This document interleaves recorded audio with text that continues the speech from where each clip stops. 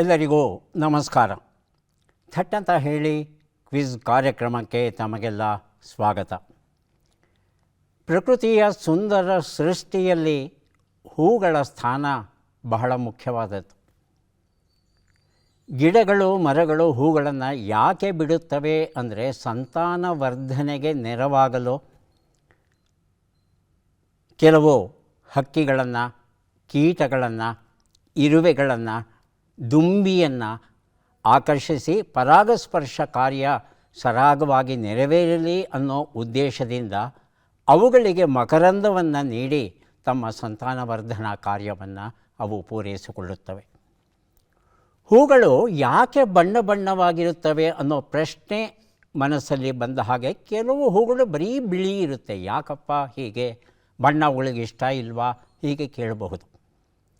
ಒಂದು ಗಿಡ ಯಾವುದಾದರೂ ಒಂದು ಪರಾಗಸ್ಪರ್ಶವನ್ನು ಮಾಡುವ ದುಂಬಿಯನ್ನೋ ಅಥವಾ ಮತ್ತೊಂದು ಹಕ್ಕಿಯನ್ನೋ ಅವಲಂಬಿಸಿರುತ್ತೆ.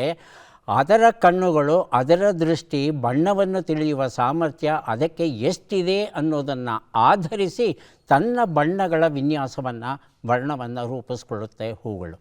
ಇದು ಬಹಳ ಮುಖ್ಯವಾದದ್ದು. ಬಿಳಿ ಬಣ್ಣದ ಹೂಗಳ ಪರಾಗಸ್ಪರ್ಶ ಸಾಮಾನ್ಯವಾಗಿ ಸಂಜೆಯ ಹೊತ್ತಲ್ಲಿ, ಕತ್ತಲಿನಲ್ಲಿ, ರಾತ್ರಿಯಲ್ಲಿ ನಡೆಯೋದುಂಟು. ರಾತ್ರಿಯಲ್ಲಿ ಇರ್ತಕ್ಕಂಥ ಕೀಟಗಳು ಪರಾಗಸ್ಪರ್ಶದಲ್ಲಿ ಪಾಲ್ಗೊಂಡ್ರೆ ಆ ಹೂಗಳೆಲ್ಲ ಸಾಮಾನ್ಯವಾಗಿ ಬಿಳಿ ಬಣ್ಣಕ್ಕೆ ಇರುತ್ತೆ, ಬೇರೆ ಬಣ್ಣದಲ್ಲಿರಲ್ಲ. ಹೂಗಳ ಬಗ್ಗೆ ಚರ್ಚೆ ಮಾಡ್ತಾ ಹೋಯಿತು ಅಂದರೆ ಅದಕ್ಕೆ ಕೊನೆ ಮೊದಲಿಲ್ಲ. ಆದರೆ ಹೂಗಳ ಬಗ್ಗೆ ಕ್ರಮಬದ್ಧವಾಗಿ ತಿಳಿದುಕೊಳ್ಳೋದಕ್ಕೆ ನಾವು ಮನಸ್ಸು ಮಾಡ್ತಾ ಇಲ್ಲ, ಯಾಕೆ ಅಂತ ಗೊತ್ತಿಲ್ಲ.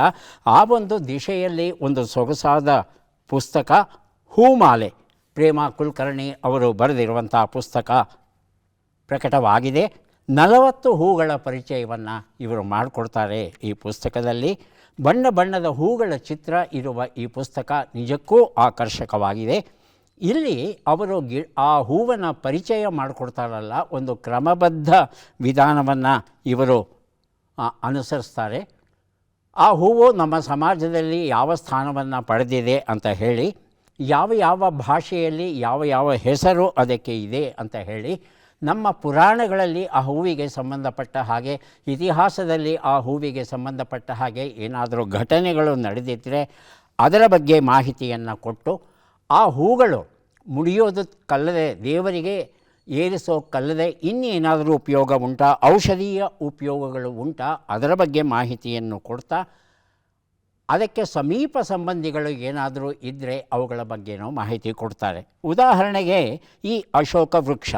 ಅಶೋಕ ವೃಕ್ಷ ಅಂತ ಹೇಳ್ತಂದರೆ ಶೋಕವೇ ಇಲ್ಲದೆ ಇರುವಂಥ ವೃಕ್ಷ ಅಂತೆ ಅದು. ಈ ಅಶೋಕ ವೃಕ್ಷ ಭಾರತದಲ್ಲಿ ತುಂಬ ಬೆಳೀತಾ ಇತ್ತು. ಶ್ರೀಲಂಕಾದಲ್ಲಿ, ನೇಪಾಳದಲ್ಲಿ ಬೆಳೆಯುತ್ತೆ.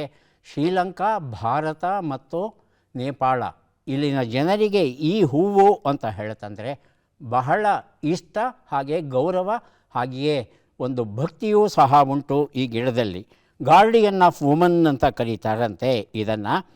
ಸಂಸ್ಕೃತದಲ್ಲಿ ಇದಕ್ಕೆ ಅಶೋಕ, ಸೀತಾ ಅಶೋಕ, ಅಂಗನಪ್ರಿಯ, ಹೇಮಪುಷ್ಪ, ಕಂಕೇಲಿ, ಮಧುಪುಷ್ಪ, ಪಿಂಡಪುಷ್ಪ, ಮಂಜುಳ, ವಿಶೋಕ, ವಿಚಿತ್ರ ಹೀಗೆಲ್ಲ ಕರೀತಾರಂತೆ. ಕನ್ನಡದಲ್ಲಿ ಕೆಂಕಾಳಿ ಮರ ಅಂತ ಇದನ್ನು ಕರೀತಾರಂತೆ. ಈ ಅಶೋಕ ವೃಕ್ಷ, ಅಶೋಕವನ ಅನ್ನೋದು ಶ್ರೀಲಂಕಾದಲ್ಲಿ ಇತ್ತು ಅನ್ನೋ ಒಂದು ಕಥೆಯನ್ನು ನಾವು ರಾಮಾಯಣದಲ್ಲಿ ಓದ್ತೇವೆ. ಹಾಗೆಯೇ ಈ ಅಶೋಕ ವೃಕ್ಷದ ತೊಗಟೆ, ಎಲೆ, ಹೂವು, ಬೀಜ ಇವೆಲ್ಲವನ್ನು ಔಷಧಗಳಿಗೆ ಬಳಸಬಹುದು ಅಂತ ಹೇಳ್ತಾರೆ. ಅಶೋಕದ ಹೆಸರನ್ನು ಹೊತ್ತಂಥ ಒಂದು ಸ್ಯೂಡೋ ಅಶೋಕ, ಸುಳ್ಳು ಅಶೋಕ, ಹುಸಿ ಅಶೋಕ, ಪಾಲಿಯಾಲ್ತಿಯಾ ಅಂತ ಕರೀತಾರೆ. ಇದು ಸಾರಕ ಇಂಡಿಕಾ, ಅದು ಪಾಲಿಯಾಲ್ತಿಯಾ ಅಂತ ಸಂಪೂರ್ಣ ಭಿನ್ನ ವೃಕ್ಷ ಅದು. ಆದರೂ ಅದಕ್ಕೂ ಅಶೋಕ ಅಂತ ಕರೆಯೋ ಪದ್ಧತಿ ಉಂಟು. ಹೀಗೆ ಹೂಗಳ ಒಂದು ಸಮಗ್ರ ಪರಿಚಯವನ್ನು ಮಾಡಿಕೊಡುವಂಥ ಈ ಕೃತಿಯನ್ನು ಒಮ್ಮೆ ಓದಿದ್ರೆ ಖಂಡಿತ ನಮ್ಮ ಅರಿವಿನ ಜಗತ್ತು ಹಿಗ್ಗುತ್ತೆ, ಅನುಮಾನವೇ ಇಲ್ಲ. ಪ್ರೇಮಾ ಕುಲಕರ್ಣಿ ಅವರನ್ನು ಅಭಿನಂದಿಸ್ತಾ ಕಾರ್ಯಕ್ರಮವನ್ನು ಆರಂಭಿಸ್ತಾ ಇದ್ದೇವೆ. ಸ್ಪರ್ಧಿಗಳ ಪರಿಚಯ. ಮೊದಲ ಸ್ಪರ್ಧಿ. ಎಲ್ರಿಗೂ ನಮಸ್ಕಾರ. ನನ್ನ ಹೆಸರು ಸುಜಾತ ರಮೇಶ್ ಅಂತ, ಬೆಂಗಳೂರಿನ ರಾಜಾಜಿನಗರದಿಂದ ಬಂದಿದ್ದೀನಿ. ನನ್ನ ಹವ್ಯಾಸಗಳು ಪದಬಂಧ ಬಿಡಿಸುವುದು, ತಟ್ಟಂತ ಹೇಳಿ ಕಾರ್ಯಕ್ರಮವನ್ನು ನೋಡುವುದು ಮತ್ತು ಹಾಡುಗಳನ್ನು ಕೇಳುವುದು ನನ್ನ ಹವ್ಯಾಸ. ಸುಜಾತ ಅವರಿಗೆ ಸ್ವಾಗತವನ್ನು ಕೋರ್ತಾ ಇದ್ದೇವೆ. ಮುಂದಿನ ಸ್ಪರ್ಧಿ. ಎಲ್ಲರಿಗೂ ನಮಸ್ಕಾರ. ನನ್ನ ಹೆಸರು ಮಲ್ಲಿಕಾರ್ಜುನ. ನಾನು ಮೂಲತಃ ಚಿತ್ರದುರ್ಗ ಜಿಲ್ಲೆ ಚಳ್ಳಕೆರೆ ತಾಲೂಕು ಬಂಜೈರೆ ಗ್ರಾಮ. ವೃತ್ತಿ ಸರ್ಕಾರಿ ಕಚೇರಿ ಅಧೀಕ್ಷಕನಾಗಿ ಸರ್ಕಾರಿ ಪಾಲಿಟೆಕ್ನಿಕ್ ಇಮ್ಮಡಿಹಳ್ಳಿ ಇಲ್ಲಿ ಕಾರ್ಯನಿರ್ವಹಿಸುತ್ತಿದ್ದೇನೆ. ನನ್ನ ಹವ್ಯಾಸಗಳು ಕ್ರಿಕೆಟ್ ನೋಡುವುದು ಮತ್ತು ಮಕ್ಕಳೊಂದಿಗೆ ಕ್ರಿಕೆಟ್ ಆಡುವುದು. ಮಲ್ಲಿಕಾರ್ಜುನ ಅವರಿಗೆ ಸ್ವಾಗತವನ್ನು ಕೋರ್ತಾ ಇದ್ದೇವೆ. ಮುಂದಿನ ಸ್ಪರ್ಧಿ. ಎಲ್ಲರಿಗೂ ನಮಸ್ಕಾರ. ನನ್ನ ಹೆಸರು ಈಶಾನ್ಯ. ನಾನು KSRTCಲಿ ಎಲೆಕ್ಟ್ರಿಕಲ್ ಇಂಜಿನಿಯರ್ ಆಗಿ ಕೆಲಸ ಮಾಡ್ತಾಯಿದ್ದೀನಿ. ನನ್ನ ಊರು ದಾವಣಗೆರೆ ಜಿಲ್ಲೆ ಕುಂದೂರು ಗ್ರಾಮದವ್ರು ನಾವು. ನನ್ನ ಹವ್ಯಾಸಗಳು ತಟ್ ಅಂತ ಹೇಳಿ ಕಾರ್ಯಕ್ರಮ ನೋಡೋದು, ಹಾಡು ಕೇಳೋದು, ಹಾಡು ಹಾಡೋದು. ಈಶಾನ್ಯ ಅವರಿಗೆ ಸ್ವಾಗತವನ್ನು ಕೋರ್ತಾ ಇದ್ದೇವೆ. ಮೂವರು ಸಿದ್ಧವಾಗಿದ್ದರೆ ಕಾರ್ಯಕ್ರಮ ಆರಂಭಿಸೋಣ. ಮೊದಲಿಗೆ ನಿಯಮಗಳನ್ನು ನೋಡಿಬಿಡೋಣ. ಒಟ್ಟು 10 ಪ್ರಶ್ನೆಗಳು. ಮೊದಲು ಬಜರ್ ಒತ್ತಿದವರಿಗೆ ಉತ್ತರ ನೀಡುವ ಅವಕಾಶ. ಪ್ರತಿ ಸರಿ ಉತ್ತರಕ್ಕೆ ಒಂದು ಪುಸ್ತಕ ಬಹುಮಾನ. ಆಯ್ಕೆಗಳು ಬರುವ ಮೊದಲೇ ಬಜರ್ ಒತ್ತಿ ಸರಿ ಉತ್ತರ ನೀಡಿದರೆ 2 ಪುಸ್ತಕ ಬಹುಮಾನ. 100 ಅಂಕ ಗಳಿಸಿದವರಿಗೆ ಒಂದು ಪುಸ್ತಕ ವಿಶೇಷ ಬಹುಮಾನ. ನಕಾರಾತ್ಮಕ ತಂತ್ರಗಳಿಗೆ ಅವಕಾಶವಿಲ್ಲ. ಕಾರ್ಯಕ್ರಮದ ಮೊದಲ ಪುಸ್ತಕ, ಮೊದಲ ಪ್ರಶ್ನೆಯನ್ನು ನೋಡೋಣ. ಪ್ರಜಾಪ್ರಭುತ್ವ ಮತ್ತು ಧರ್ಮ, ಭಗವತಿ ಬರೆದಂಥ ಕೃತಿ. ಮೊದಲ ಪ್ರಶ್ನೆ ಈಗ ಬಂತು. ಪ್ರಶ್ನೆಯನ್ನು ನೋಡೋಣ. ಅಮೆರಿಕದಲ್ಲಿ ನಡೆದ ವಾಟರ್ಗೇಟ್ ಹಗರಣದ ಕಾರಣ ಅಮೆರಿಕದ ಯಾವ ಅಧ್ಯಕ್ಷರು ರಾಜೀನಾಮೆಯನ್ನು ನೀಡಬೇಕಾಯಿತು? ಆಯ್ಕೆಗಳನ್ನು ನೋಡೋಣ. George Washington, Richard Nixon, bill Clinton, henry Ford. ಮೊದಲಿಗೆ ಮಲ್ಲಿಕಾರ್ಜುನ, ಆನಂತರ ಈಶಾನ್ಯ. Bill Clinton. ಬಿಲ್ ಕ್ಲಿಂಟನ್ ಆಯ್ಕೆ 3. ಈಶಾನ್ಯ sir, Richard Nixon. Richard Nixon ಆಯ್ಕೆ 2. ಉತ್ತರವನ್ನು ನೋಡೋಣ. ರಿಚರ್ಡ್ ನಿಕ್ಸನ್ ಉತ್ತರ ಸರಿಯಾಗಿದೆ. ಪ್ರಜಾಪ್ರಭುತ್ವ ಮತ್ತು ಧರ್ಮ ಎನ್ನುವ ಈ ಒಂದು ಪುಸ್ತಕವನ್ನು ಈಶಾನ್ಯ ಅವರಿಗೆ ಕೊಟ್ಟಿದ್ದೇವೆ. ಅಮೆರಿಕದ 37ನೇಯ ಅಧ್ಯಕ್ಷರಾಗಿದ್ದ ರಿಚರ್ಡ್ ನಿಕ್ಸನ್ ಬಹಳ ಒಳ್ಳೆಯ ಕೆಲಸಗಳನ್ನು ಮಾಡಿದ್ದಾರೆ. ವಿಯೆಟ್ನಾಂ ಯುದ್ಧವನ್ನು ಇವರು ಕೊನೆಗಾಣಿಸಿದ್ರು. ಚೈನಾದೊಡನೆ ಇದ್ದಂಥ ಸಂಬಂಧಗಳನ್ನು ಸುಧಾರಿಸಿದ್ರು. ಪರಿಸರ ಸಂರಕ್ಷಣೆಯ ವಿಶೇಷ ಕಾನೂನುಗಳನ್ನು ತಂದರು. ಹಾಗೆಯೇ ಅಪೋಲೋ 11 ಚಂದ್ರನ ಮೇಲೆ ಇಳಿಯುವಂಥ ಒಂದು ಯೋಜನೆ ಏನಿತ್ತು ಅದು ಯಶಸ್ವಿಯಾಗಿ ನಡೆಯುವ ಹಾಗೆ ಇವರು ತಮ್ಮ ಕಾಣಿಕೆಯನ್ನು ನೀಡಿದರು. ಇವರು ಮಾಡಿದಂಥ ಒಂದು ತಪ್ಪು ಅಂದರೆ ಮರು ಆಯ್ಕೆಗೆ ಏನೋ ಒಂದು ಪ್ರಯತ್ನ ಪಡ್ತಾಯಿದ್ರು. ಇವರ ಸಹಚರರು ಕೆಲವು ಕದ್ದಾಲಿಸುವ ಉಪಕರಣಗಳನ್ನು ಬೇರೆ ಬೇರೆ ಕೊಠಡಿಗಳಲ್ಲಿ ಇಟ್ಟಿದ್ರು ಅನ್ನೋದು ಒಂದು ಸುದ್ದಿ. ಇದು ಪತ್ರಿಕೆಯ ಮೂಲಕ ಹೊರಗಡೆ ಬರುತ್ತೆ. ಬಾಬ್ ವುಡ್ವರ್ಡ್ ಮತ್ತು ಕಾರ್ಲ್ ಬೆನ್ಸ್ಟೀನ್ ಅಂತಕ್ಕಂಥ ಪತ್ರಕರ್ತರು ಇದನ್ನು ವಾಷಿಂಗ್ಟನ್ ಪೋಸ್ಟಲ್ಲಿ ಇದನ್ನು ಪ್ರಕಟಿಸ್ತಾರೆ. ಆಗ ಅವರು ರಾಜೀನಾಮೆ ನೀಡಬೇಕಾಗುತ್ತೆ. ಜೂನ್ 17, 1972ರಲ್ಲಿ ರಾಜೀನಾಮೆ ನೀಡ್ತಾರೆ. ಹೀಗೆ ಅಮೆರಿಕದ ಇತಿಹಾಸದಲ್ಲಿ ರಾಜೀನಾಮೆ ನೀಡಿದ ಮೊದಲ ಅಧ್ಯಕ್ಷ ಅನ್ನೋ ಒಂದು ಕುಖ್ಯಾತಿ ಈತನ ಪಾಲಿಗೆ ಬರುತ್ತೆ. ಮುಂದಿನ ಪುಸ್ತಕ ಪರಕಾಯ ಪ್ರವೇಶ. ರಾಧಾಕೃಷ್ಣ ಕಲ್ಚಾರ್ ಇದನ್ನು ಬರೆದಿದ್ದಾರೆ. ಪ್ರಶ್ನೆ: 15,000 ಗ್ರೇ ವಿಕಿರಣವನ್ನು ತಾಳಿಕೊಂಡು ಬದುಕಬಲ್ಲ ಜೀವಿಯು ಯಾವುದು? ಆಯ್ಕೆಗಳನ್ನು ನೋಡೋಣ. ಡೈನೋಕಾಕಸ್, ಟಾರ್ಡಿಗ್ರೇಡ್, ಡೆಲ್ಲಾಯ್ಡ್ ರೋಟಿಫೆರ್ ಹಾಗೂ ಕೈರೋನಮಿಡ್. ಮೊದಲಿಗೆ ಬಜರ್ ಒತ್ತಿದ್ದಾರೆ ಸುಜಾತ, ಆನಂತರ Mallikarjuna. First one sir, Deinococcus. Deinococcus ಅಂತ ಹೇಳ್ತಾ ಇದ್ದಾರೆ.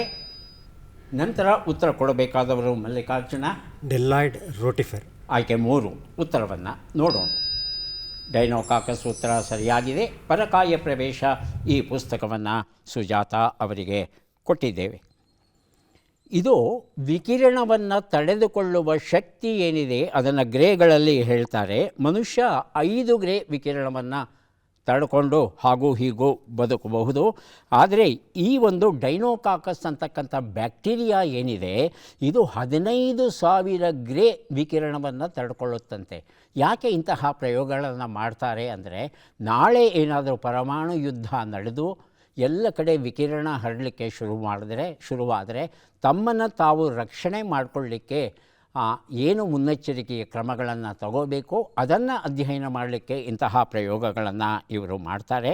ಈ ಟಾರ್ಡಿಗ್ರೇಡ್ ಅನ್ನೋದು 5,000 ಗ್ರೇ, ಕೈರೋನಮಿಡ್ ಅನ್ನೋದು 2,000 ಗ್ರೇ, ಡೆಲ್ಲಾಯ್ಡ್ 1,000 ಗ್ರೇ ವಿಕಿರಣವನ್ನು ಇವು ತಡ್ಕೊಳ್ಳುತ್ತಂತೆ. ಇದು ಜೊತೆಗೆ ನೀರಿಲ್ಲದೆ ಬದುಕುತ್ತೆ, ಆ್ಯಸಿಡ್ಡಲ್ಲೂ ಬದುಕುತ್ತೆ, ವ್ಯಾಕ್ಯೂಮ್ ಅಥವಾ ನಿರ್ವಾತ ಅಂತ ಏನು ಹೇಳ್ತೇವೆ ಅಲ್ಲೂ ಇದು ಬದುಕುತ್ತೆ.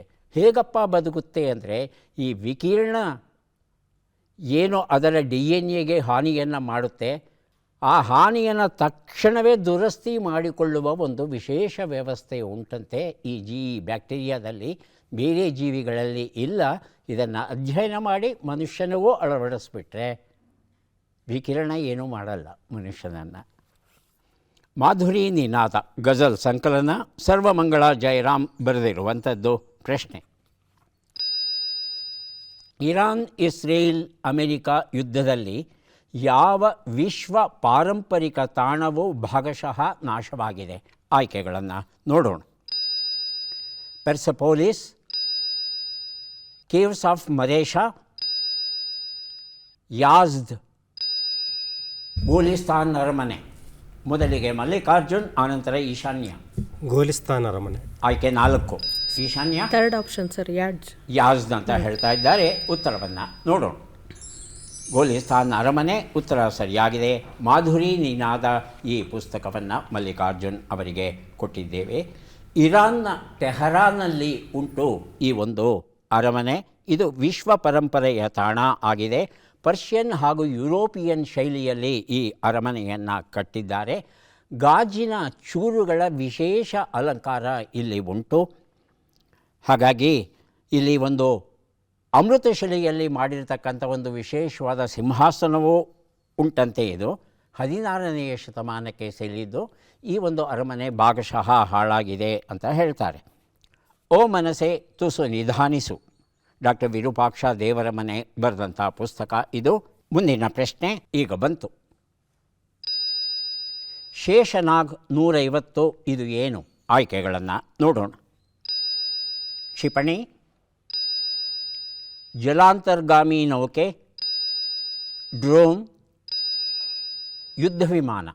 ಮೊದಲಿಗೆ ಈಶಾನ್ಯ, ಆನಂತರ ಸುಜಾತ. ಜಲಾಂತರ್ಗಾಮಿ ನೌಕೆ ಸರ್. ಆಯ್ಕೆ 2.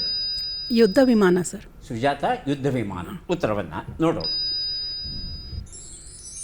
ಇದು ಒಂದು ವಿಶೇಷವಾದ ಡ್ರೋನ್ ಆಗಿದೆ. ಇದು ಶೇಷನಾಗ್ 150 ಅಂತ.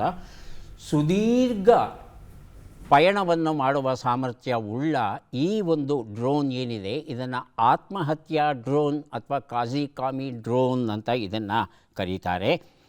ಇದನ್ನು ಬೆಂಗಳೂರಿನ new space research and technologies ಅನ್ನೋರು ಇದನ್ನು ಸಿದ್ಧಪಡಿಸ್ತಾ ಇದ್ದಾರೆ. 1000 ಕಿಲೋಮೀಟರ್ ದೂರ ಹೋಗುತ್ತಂತೆ, 5 ಗಂಟೆಗಳ ಕಾಲ ಹಾರಾಟ ನಡೆಸುತ್ತಂತೆ, ನಿಂತ ಕಡೆಯೇ ಗಸ್ತು ಹೊಡೆಯುವ ಸಾಮರ್ಥ್ಯವೂ ಇದಕ್ಕೆ ಉಂಟಂತೆ. 25ರಿಂದ 40 kg ತೂಕದ ಸ್ಫೋಟಕವನ್ನು ತನ್ನ ಜೊತೆ ತಗೊಂಡು ಹೋಗಿ ಇದು ಎಸೆಬಲ್ಲದು. ಹಾಗೆಯೇ 10 ಡ್ರೋನ್ಗಳು ಒಟ್ಟಿಗೆ ಸೇರಿಕೊಂಡು ಒಟ್ಟಿಗೆ ಒಂದೇ ಸಲ ಹೋಗಿ ಒಂದೇ ಗುರಿಯನ್ನು ತಲುಪುವ ಸಾಮರ್ಥ್ಯವನ್ನು ಹೊಂದಿದೆಯಂತೆ. ಹಾಗಾಗಿ ಇಡೀ ಜಗತ್ತು ಬೆಂಗಳೂರಿನ ಕಡೆ ಇವತ್ತು ನೋಡ್ತಾ ಇದೆ.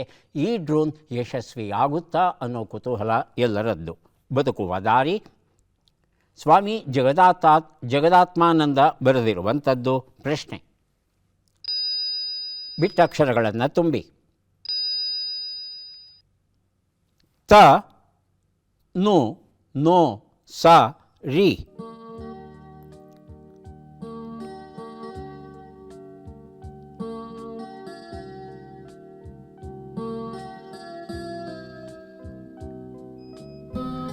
ಬಜರ್ ಒತ್ತಿದ್ದಾರೆ ಸುಜಾತ. ಹೆತ್ತವನ್ನು ನೋಯಿಸದಿರಿ. ಹೆತ್ತವರನ್ನು ನೋಯಿಸದಿರಿ. ಹೌದಾ ಮಲ್ಲಿಕಾರ್ಜುನ್? ಹೆತ್ತವರನ್ನು ನೋಯಿಸದಿರಿ. ನೋಯಿಸದಿರಿ. ಅದೇ ಉತ್ತರ ಅಲ್ವಾ? ಬದಲಾವಣೆ ಇದೆಯಾ? ಹೆತ್ತವರನ್ನು. ಉತ್ತರವನ್ನು ನೋಡೋಣ. ಹೆತ್ತವರನ್ನು ನೋಯಿಸದಿರಿ ಅನ್ನೋದು ಸರಿಯಾದ ಉತ್ತರ. ಬದುಕುವ ದಾರಿ ಈ ಕೃತಿಯನ್ನು ಸುಜಾತ ಅವರಿಗೆ ಕೊಟ್ಟಿದ್ದೇನೆ. ಇತ್ತೀಚೆಗೆ ನಾವು ಪತ್ರಿಕೆಗಳಲ್ಲಿ ಓದುವ ಹಾಗೆ ಓದ್ತಾ ಇರೋ ಹಾಗೆ ಅನೇಕ ಮಕ್ಕಳು ತಮ್ಮ ತಂದೆ ತಾಯಿಯನ್ನು ಕೊಲೆ ಮಾಡೋದನ್ನು ನೋಡ್ತಾ ಇದ್ದೇವೆ. ಯಾಕೆ ಹೀಗೆ ಮಾಡ್ತಾರೆ ಅನ್ನೋದು ಬಹುದೊಡ್ಡ ಪ್ರಶ್ನೆ. ಅದರ ಹಿಂದೆ ಇರತಕ್ಕಂಥ ಕಾರಣಗಳನ್ನು ವಿಶ್ಲೇಷಣೆ ಮಾಡಬೇಕಾದರೆ ಅದೇ ಒಂದು PhD ಪ್ರಬಂಧಕ್ಕೆ ವಸ್ತುವಾಗುತ್ತೋ ಏನೋ ಗೊತ್ತಿಲ್ಲ. ಕೊನೆಯ ಪಕ್ಷ ವಿದ್ಯಾರ್ಥಿಗಳು ತಮ್ಮ ಹೆತ್ತವರಿಗೆ ಗೌರವವನ್ನು ಸೂಚಿಸಲೇಬೇಕು. ಅದು ಅವರ ಕರ್ತವ್ಯ ಮಾತ್ರ ಅಲ್ಲ, ಧರ್ಮವೂ ಆಗಿದೆ. ಈ ನೆಲದ ಹಾಡುಗಳು TA ನಾರಾಯಣಗೌಡ ಸಂಗ್ರಹ ಮತ್ತು ಭಾವಾನುವಾದ. ಪ್ರಶ್ನೆ: ಈ ಕೆಳಗಿನ ಲೆಕ್ಕಗಳನ್ನು ಪೂರ್ಣಗೊಳಿಸಿ ಉತ್ತರಗಳನ್ನೆಲ್ಲ ಕೂಡಿ ಅಂತಿಮ ಉತ್ತರವನ್ನು ನೀಡಿ. ಲೆಕ್ಕಗಳು ಈಗ ಬಂತು. 87 ಕೂಡು 23, 83 ಕಳೆ 24, 12 ಗುಣಿಸು 16, 135 ಭಾಗಿಸು 9.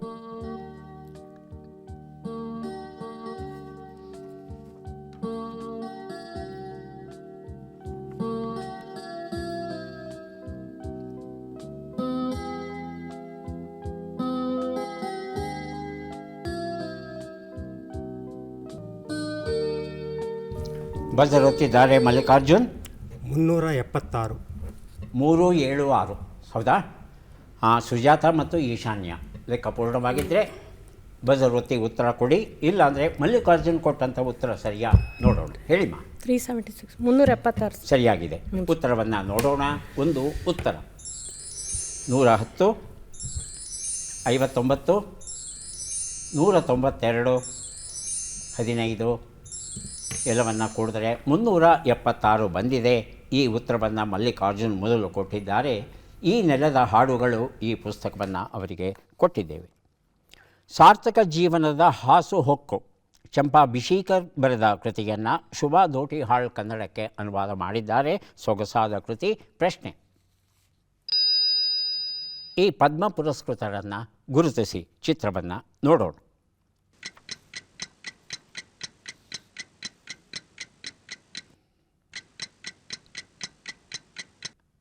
ಆಯ್ಕೆಗಳನ್ನು ನೋಡೋಣ. ಶಿಬು ಸೋರೆನ್, SKM ಮೈಲಾನಂದನ್, VK ಮಲ್ಹೋತ್ರಾ. ಹೇಳಿಮ್ಮ. VK Malhotra sir. VK Malhotra. Buzzer ಒತ್ತಿದ್ದೀರಾ ತಾವು? ಹೇಳಿ. SK ಮೈಲಾನಂದನ್, SKM ಮೈಲಾನಂದನ್ ಅಂತ ಹೇಳ್ತಾ ಇದ್ದಾರೆ. ಮಲ್ಲಿಕಾರ್ಜುನ್. ಮೈಲಾನಂದನ್ ಸರ್. ಆಯ್ಕೆ 4. P ನಾರಾಯಣನ್. ಉತ್ತರವನ್ನು ನೋಡೋಣ. P ನಾರಾಯಣನ್ ಸರಿಯಾದ ಉತ್ತರ ಆಗಿತ್ತು. ಪದ್ಮಭೂಷಣ ಗೌರವ ದೊರೆತಿದೆ ನಾರಾಯಣನ್ ಅವರಿಗೆ. ಕೇರಳ ರಾಜ್ಯಕ್ಕೆ ಸೇರಿದವರು. ಸಾಹಿತ್ಯ ಮತ್ತು ಶಿಕ್ಷಣದ ವಿಭಾಗದಲ್ಲಿ ಇವರಿಗೆ ಪ್ರಶಸ್ತಿ ದೊರೆತಿದೆ. ಇವರು ಮೂಲತಃ ಪತ್ರಕರ್ತರು. ಮಲಯಾಳಂ ದೈನಿಕ ಜನ್ಮಭೂಮಿಯ ಸಂಪಾದಕರು ಆಗಿ ಇವರು ಸೇವೆಯನ್ನು ಸಲ್ಲಿಸಿದ್ದಾರೆ. ಈಗ 89 ವರ್ಷ ಇವರಿಗೆ. ರಂಗ ಕೈರಳಿ ಎನ್ನುವ ಪುಸ್ತಕ ಕಿರಣ್ ಭಟ್ ಬರೆದಿರುವಂಥದ್ದು. ಪ್ರಶ್ನೆ: ಈ ಅಕ್ಷರಗಳನ್ನು ಸರಿಯಾಗಿ ಜೋಡಿಸಿ. ಅಕ್ಷರಗಳು: ಕಾ, ನೆ, ದ, ಉ, ಗೆ, ಡ, ರಿ, ಬಂ. ಬಜರಾಗಲೇ ಒತ್ತಿದ್ದಾರೆ ಈಶಾನ್ಯ, ಊರಿಗೆ ಬಂದ ಸುಜಾತ ಕಾಡಾನೆ ಸರ್. ಮತ್ತು ಮಲ್ಲಿಕಾರ್ಜುನ್. ಈಶಾನ್ಯ. ಊರಿಗೆ ಬಂದ ಕಾಡಾನೆ ಸರ್. ಊರಿಗೆ ಬಂದ ಕಾಡಾನೆ. ಊರಿಗೆ ಬಂದ ಕಾಡಾನೆ. ಹೇಳಿ ಸುಜಾತ. ಕಾಡಾನೆ ಅದೇ ಊರಿಗೆ. ಉತ್ತರವಾ? ಮಲ್ಲಿಕಾರ್ಜುನ್. ಅದೇ ಉತ್ತರ ಸರ್. ಉತ್ತರವನ್ನು ನೋಡೋಣ. ಊರಿಗೆ ಬಂದ ಕಾಡಾನೆ ಉತ್ತರ ಸರಿಯಾಗಿದೆ. ರಂಗ ಕೈರಳಿ ಕೃತಿಯನ್ನು ಈಶಾನ್ಯ ಅವರಿಗೆ ಕೊಟ್ಟಿದ್ದೇವೆ. 3 ಪುಸ್ತಕವನ್ನು ಕೊಡುವಂಥ ಕ್ಷಣ. ಪದಬಂಧ ಬಂದಿದೆ. ಸುಳುಹುಗಳನ್ನು ನೋಡೋಣ. ಜನರಲ್ಲಿ ಹಬ್ಬಿರುವ ವಿಷಯ ಹುಟ್ಟು ಮಣ್ಣನ್ನು ಅಗೆಯುವ ಉಪಕರಣ.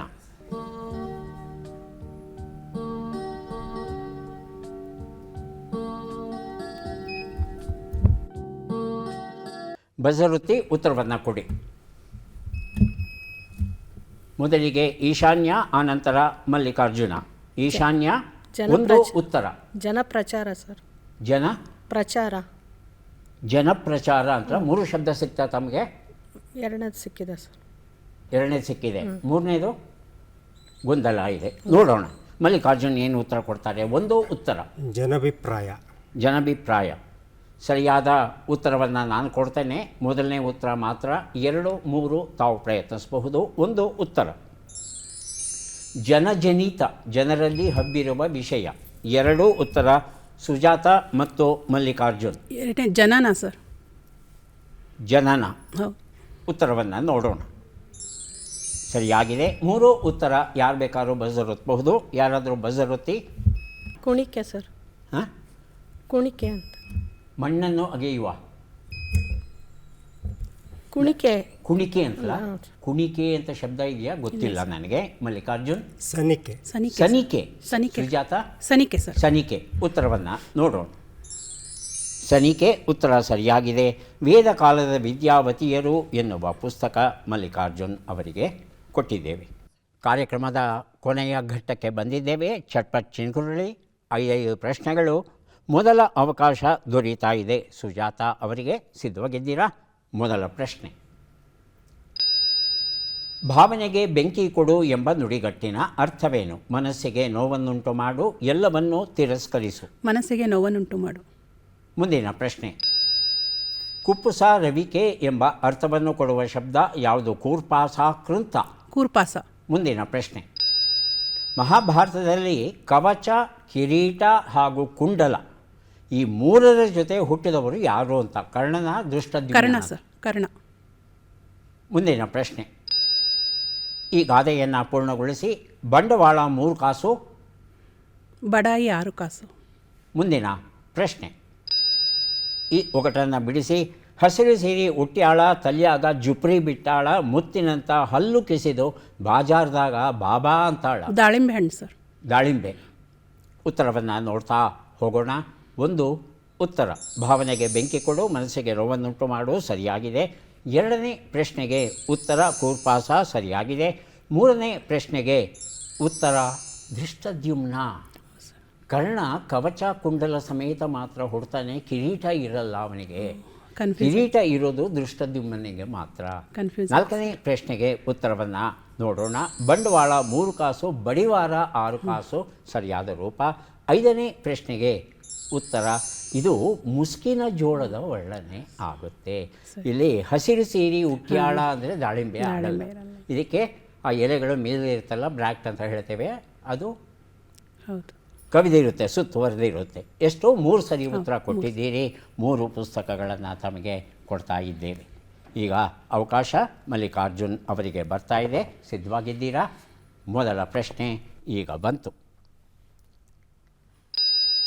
ಭಾಷೆ ಕೊಡು ಎಂಬ ನುಡಿಗಟ್ಟಿನ ಅರ್ಥವೇನು? ವಾಗ್ದಾನ ನೀಡು, ದುರ್ದಾನ ನೀಡು. ವಾಗ್ದಾನ ನೀಡು. ಮುಂದಿನ ಪ್ರಶ್ನೆ. ಹುಲಿಯ ಚರ್ಮವ ಧರಿಸಿದವನು ಎಂಬ ಅರ್ಥವನ್ನು ಕೊಡುವ ಶಬ್ದ ಯಾವುದು? ಕೃತ್ತಿವಾಸ, ಕೆಂಕಮಣಿ. ಕೆಂಕವಣಿ. ಮುಂದಿನ ಪ್ರಶ್ನೆ. ದ್ರೋಣನ ಯಾವ ಶಿಷ್ಯನು ಅವನ ಮರಣಕ್ಕೆ ಕಾರಣನಾದನು? ದೃಷ್ಟದ್ಯುಮ್ನ, ಏಕಲವ್ಯ. ಏಕಲವ್ಯ. ಮುಂದಿನ ಪ್ರಶ್ನೆ. ಈ ಗಾದೆಯನ್ನು ಪೂರ್ಣಗೊಳಿಸಿ. ಬಂದದ್ದನ್ನು ಬಿಡಬಾರದು. ಬರೆದದ್ದನ್ನು ಹೇಳಿ ಹೇಳಿ, ಸರಿ ಇದೆ ಹೇಳಿ. ತೆಗೆದುಕೊಳ್ಳಬಾರದು. ಇನ್ನೊಂದು ಸಲ ಹೇಳಿ. ತಗೋಬಾರ್ದು. ಅಲ್ಲಲ್ಲ, ಮೊದಲಿಂದ. ಬಂದದ್ದನ್ನು ಬಿಡಬಾರ್ದು. ಹಾಂ. ಬರೆದದ್ದನ್ನು ತಗೋಬಾರ್ದು. ಮುಂದಿನ ಪ್ರಶ್ನೆ. ಈ ಒಗಟನ್ನು ಬಿಡಿಸಿ. ಕೆಂಪು ಕೋಳಿ ಕರೀ ತತ್ತಿ ಇಟ್ಟೈತಿ. ಉತ್ತರವನ್ನು ನೋಡ್ತಾ ಹೋಗೋಣ. 1 ಉತ್ತರ. ಭಾಷೆ ಕೊಡು, ವಾಗ್ದಾನ ನೀಡು, ಸರಿಯಾಗಿದೆ. 2ನೇ ಪ್ರಶ್ನೆಗೆ ಉತ್ತರ ಹುಲಿಯ ಚರ್ಮವ ಧರಿಸಿದವನು ಕೃತ್ತಿವಾಸ, ಆದರೆ ಕೆಂಕವಣಿ ಅಂತ ತಾವು ಹೇಳಿದಿರಿ. 3ನೇ ಪ್ರಶ್ನೆಗೆ ಉತ್ತರ ದೃಷ್ಟದ್ಯುಮ್ನ. ದ್ರೋಣರ ಹತ್ತಿರ ವಿದ್ಯೆಯನ್ನು ಕಲಿತು ದ್ರೋಣರನ್ನೇ ಕೊಲ್ತಾನೆ. ಬಹಳ ಅಪರೂಪದ ಪ್ರಸಂಗ ಇದು. ಶಿಷ್ಯ ಗುರುವನ್ನೇ ಕೊಲ್ಲುವಂಥ ಒಂದು ಪ್ರಸಂಗ. 4ನೇ ಪ್ರಶ್ನೆಗೆ ಉತ್ತರ ಬಂದದ್ದನ್ನು ಬಿಡಬಾರದು, ಬಾರದ್ದನ್ನು ಬಯಸಬಾರದು, ಮನಸ್ಸಲ್ಲೂ ಆ ವಿಚಾರ ಬರಬಾರದು. 5ನೇ ಪ್ರಶ್ನೆಗೆ ಉತ್ತರವನ್ನು ನೋಡೋಣ. ಇದು ಈರುಳ್ಳಿ ಬೀಜ. ಈರುಳ್ಳಿ ಬೀಜ ನೋಡಿದರೆ ಮಾತ್ರ ಉತ್ತರ ಕೊಡಲಿಕ್ಕೆ ಸಾಧ್ಯ, ಇಲ್ಲದಿದ್ದರೆ ಇಲ್ಲ. ಕಪ್ಪಗಿರುತ್ತೆ, ಆ ರಾಗಿಗಿಂತ ಸ್ವಲ್ಪ ದೊಡ್ಡದಿರುತ್ತೆ. ಕಪ್ಪು ಅಂದರೆ ಕಪ್ಪು. 2 ಪ್ರಶ್ನೆಗಳಿಗೆ ತಾವು ಸರಿಯಾದ ಉತ್ತರ ಕೊಟ್ಟಿದ್ದೀರಿ. 2 ಪುಸ್ತಕವನ್ನು ತಮಗೆ ಕೊಡ್ತಾ ಇದ್ದೇವೆ. ಈಗ ಈಶಾನ್ಯ ಅವರು ಸಿದ್ಧವಾಗಿದ್ದರೆ ಪ್ರಶ್ನೆಗಳನ್ನು ಆರಂಭಿಸ್ತೇವೆ. ಸರಿ ಸರ್. ಮೊದಲ ಪ್ರಶ್ನೆ ಈಗ ಬಂತು.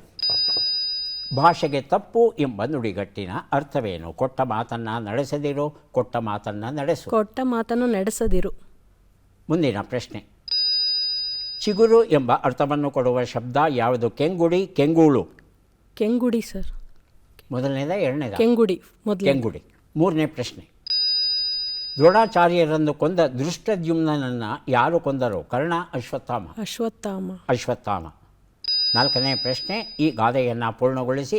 ಬಾಡಿನಂಗಡಿಯಲ್ಲಿ ಬಡಿದಾಡಿದ್ರು. ಮುಂದಿನ ಪ್ರಶ್ನೆ. ಈ ಒಗಟನ್ನು ಬಿಡಿಸಿ.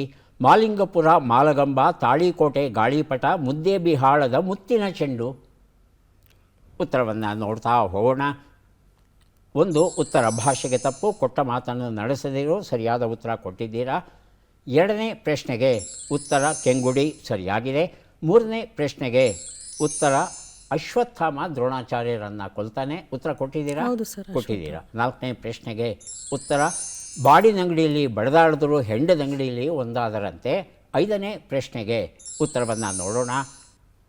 ಇದು ಜೋಳದ ಗಿಡ ಮತ್ತು ತೆನೆಯ ವರ್ಣನೆ ಆಗಿತ್ತು. ಎಲ್ಲ ಉತ್ತರ ಕರ್ನಾಟಕದ ಸ್ಥಳಗಳನ್ನು ಬಳಸ್ಕೊಂಡಿದ್ದಾರೆ. 3 ಪ್ರಶ್ನೆಗೆ ತಾವು ಸರಿ ಉತ್ತರ ಕೊಟ್ಟಿದ್ದೀರಿ. ಹಾಗಾಗಿ 3 ಪುಸ್ತಕಗಳನ್ನು ತಮಗೆ ಕೊಡ್ತಾ ಇದ್ದೇವೆ. ಯಾರಿಗೆ ಎಷ್ಟು ಪುಸ್ತಕಗಳು ದೊರೆತಿವೆ ಅದನ್ನು ನೋಡುವ ಕ್ಷಣ ಬಂತು. ಸುಜಾತ ಅವರಿಗೆ 6 ಪುಸ್ತಕಗಳನ್ನು ಕೊಡ್ತಾ ಇದ್ದೇವೆ. ಸ್ವೀಕರಿಸಿ. ಧನ್ಯವಾದಗಳು. ಮಲ್ಲಿಕಾರ್ಜುನ್ ಅವರಿಗೆ 4 ಪುಸ್ತಕಗಳು ದೊರೆಯುತ್ತಾ ಇವೆ. ಸ್ವೀಕರಿಸಿ. ಧನ್ಯವಾದಗಳು. ಈಶಾನ್ಯ ಅವರಿಗೆ 3, 2, 5 ಪುಸ್ತಕ ದೊರೆಯುತ್ತಾ ಇದೆ. ಸ್ವೀಕರಿಸಿ. ಅಭಿನಂದನೆಗಳು.